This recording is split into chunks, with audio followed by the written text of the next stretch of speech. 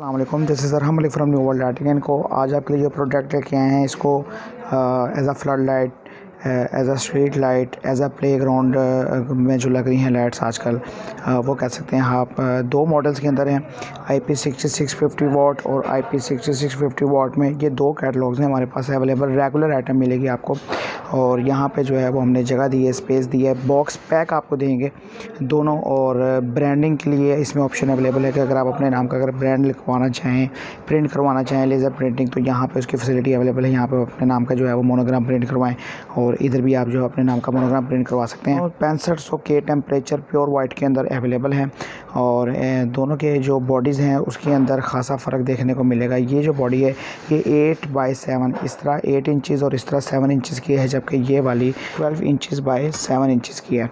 दोनों die cast के अंदर बनाई गई बॉडीज़ हैं जो कि हीट को बहुत अच्छे तरीके से कंट्रोल करती हैं। और बैक पे भी जो है आप इधर अपना स्टिकर लगा सकते हैं। और ये जो बॉडी है ये भी डाई कास्ट में बनाई गई है, इधर भी आप अपना स्टिकर लगा सकते हैं।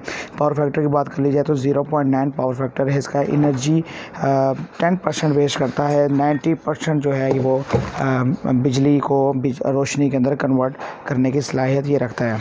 और इसमें सर्ज प्रोटेक्शन लगी हुई है, ड्राइवर अच्छी क्वालिटी का लगा हुआ है। और इसकी जो बॉडी है, जो फ्रंट है और इसका जो बैक है वो नहायत ही शानदार किस्म का बनाया गया है।